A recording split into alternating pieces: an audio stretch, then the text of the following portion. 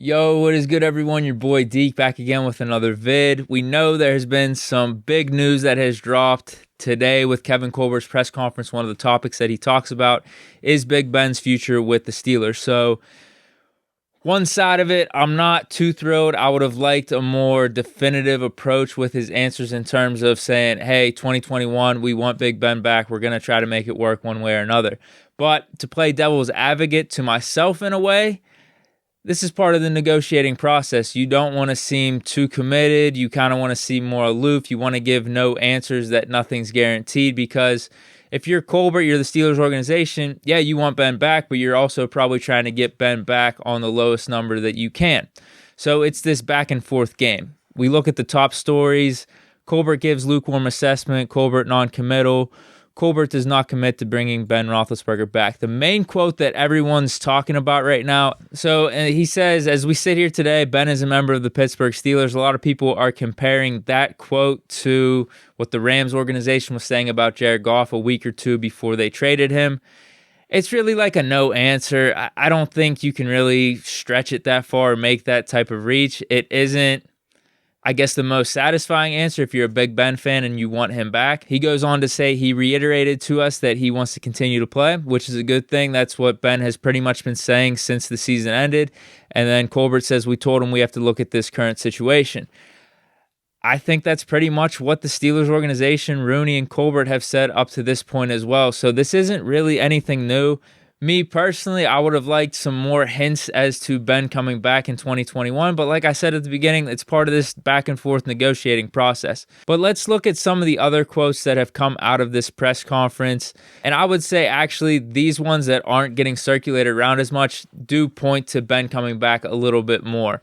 So first, in evaluating Ben's situation, then we're making guesstimates as to what we can do to put the best team together for our sake and for Ben's sake. What kind of team can he anticipate being around if we decide we can move forward together? Okay, sounds good. It involves the players around him. I'm sure he's going to want to see what type of team we can keep together under our current situation. Also added, whatever team we come up with in 2021, hopefully we're not talking about losing in a first-round playoff game. He also mentions before that, can he still do some special things? Absolutely. Did he do that to his expectations? He would tell you no.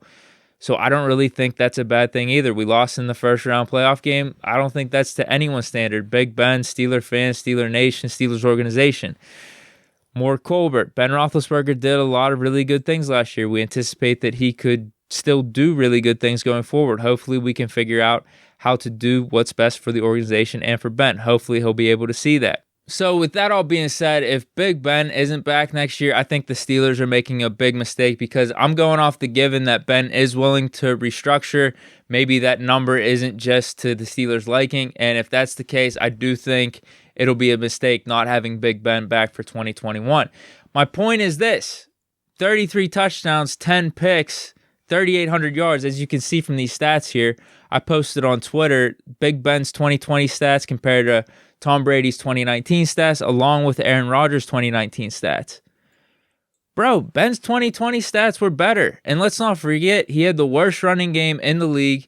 He had a bottom 5 to 10 offensive line, one of the worst offensive lines in the league. Randy Finkner calling plays, led the league in drops by a mile. Dude still threw for 3,800 yards, 33 touchdowns, 10 picks, a 94.1 QB rating, 60 QBR. We look at Brady's stats. Worse outside of the interceptions. 24 touchdowns, 88 QB rating, 55.7 QBR, worst completion percentage. Aaron Rodgers, pretty much similar, going back and forth. You could probably say 15 games versus 16 games. The QB rating's better for Rodgers. Ben's QBR is better. Completion percentage is better than for Ben. Yards are down. Touchdown interception ratio is in Rodgers' favor. At the same time, Ben has 7 more touchdowns, so maybe those are a little bit more back and forth. But if we look back to 2019, what were people saying about Aaron Rodgers? What were people saying about Tom Brady? With Aaron Rodgers, they were saying, man, do they need to start looking forward to the next quarterback in Green Bay? They ultimately end up drafting Jordan Love, which in my opinion at the time was a mistake. I mean, couldn't you have drafted Jordan Jefferson? We got Claypool in the second round. Michael Pittman went in the second round. You don't think if they would have drafted a receiver, that could have helped Rodgers out in the playoffs? Obviously, they made it to the NFC Championship game. Not every team wins it. At the same time, he went to prove that hey, it's one season. It wasn't his best season of all time, but he's still one of the greats in the league. Let's just run it back. We saw what happened. He won an MVP. Tom Brady, his offense last year with the Patriots was anemic. We still saw he put up similar stats to Big Ben in 2020. You could say his weapons were a little bit worse, but then you could say his running game was a little bit better. You could also say his defense was a little bit better as well. Let's not forget, with the Steelers, our defense pretty much collapsed over the last 3 or 4 games of the season. We gave up a bunch of points to the Colts. We let Ryan Finley look like a competent offense somewhat. Now you could say some of that was on the Steelers offense and some of those turnovers, but then the Browns completely dismantled us in the playoffs and scored at will, essentially. A lot of that was due to injuries in my opinion, but it takes a team. I mean, a lot of that stuff did add up. Injuries, COVID, Joe Hayden was out. We had Spillane coming right off of injury. Like, we really couldn't cover on defense. Let's not forget, Tom Brady threw 3 picks in the NFC Championship game.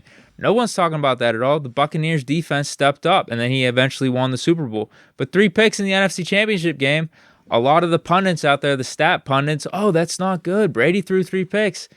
Come on, bro. It takes a team. Tampa Bay's defense stepped up and stopped Aaron Rodgers. They completely stopped Mahomes in the Super Bowl, too.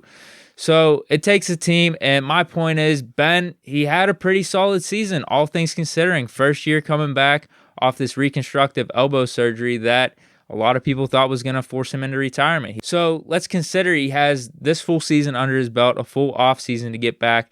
We improved the offensive line. We improved the running game. We select Harris out of Alabama in the first round. Whatever it is, Ben restructures his contract. Dude, we're Super Bowl contenders. Could anyone not see from the second half of that Browns game that we were the better team?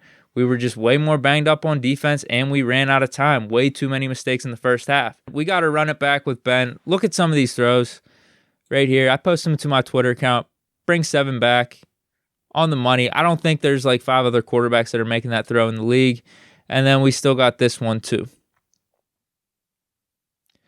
So my point is with all this, don't make the mistake of not having Ben back next year, because we saw what happened with Aaron Rodgers and Tom Brady from 2019 to 2020. You improve some things. Things even just changed from season to season. I couldn't even tell you what changed from Green Bay from 2019 to 2020. All of a sudden, Rodgers had a better season. I could see the same thing with Ben. Ben can have a better season, but especially if you improve the offensive line, improve the running game. Tom Brady, better team, better O-line, running game, better weapons. He won a Super Bowl. So that is my case. Big Ben should be back for the Steelers in 2021 as quarterback 1, and I think he would do pretty damn good next season as well. So that is it. Let me know in the comments what you have thought about some of the news that has dropped today about Big Ben coming back in 2021 as our starting quarterback and going forward. Hope you guys enjoyed the vid. Stay chilling and peace.